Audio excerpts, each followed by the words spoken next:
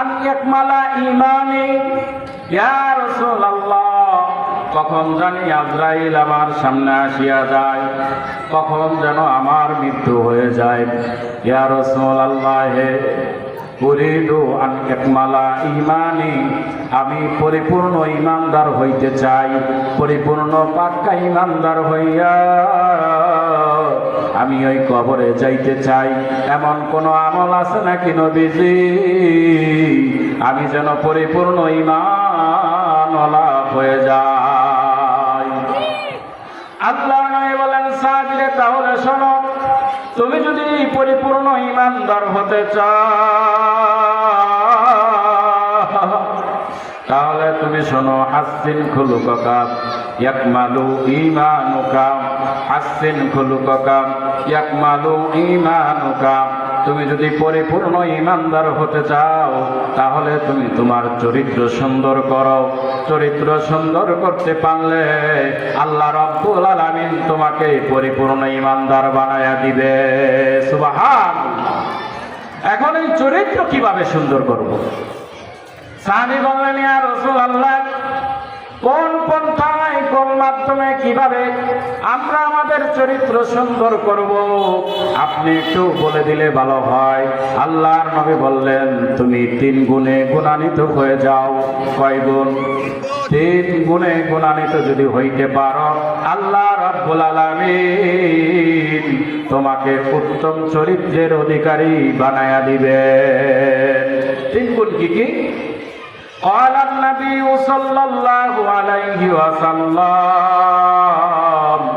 تاسل من قطعك تؤتي من حرمك واعف عن من ظلمك। আল্লাহর নবী বলেন, তাসিল মান কতআক, কেউ যদি তোমার সঙ্গে সম্পর্ক ছিন্ন করে, দেখেন 3টা গুণ, খুব কঠিন গুণ। আল্লাহর রাসূল বলেন, কেউ যদি তোমার সঙ্গে সম্পর্ক ছিন্ন করে তাহলে তুমি তাকে আপন করিয়া লও। এই হলো 1 নাম্বার গুণ। তো অতিমান হারামাক, কেউ যদি তোমাকে বঞ্চিত করে তাহলে তার হক আদায় করে দাও। ওয়াফু আম্মান যালামা, কেউ যদি তোমার উপরে জুলুম করে তাহলে তুমি তাকে আল্লাহর জন্য ক্ষমা করে দাও। সুবহানাল্লাহ। এই 3টা গুণ তোমাদের মধ্যে যেই ব্যক্তি অর্জন করবা, আমি রাসূল বলে দিলাম সে উত্তম চরিত্রের অধিকারী হয়ে যাবে। এই 3টা গুণ বড় কষ্টীয় গুণ, বড় কোরবানিওয়ালা গুণ।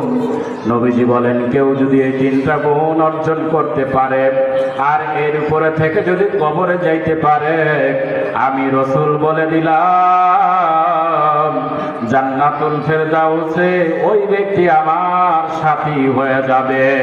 সুবহানাল্লাহ। তাহলে কি করতে হবে?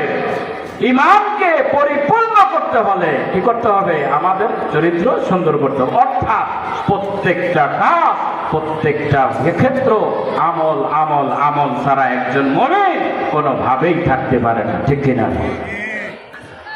قال النبي صلى الله عليه وسلم من نزعت يا رسول الله أملك عليك لسانك وليسعك بيتك وابكي على خطيئتك।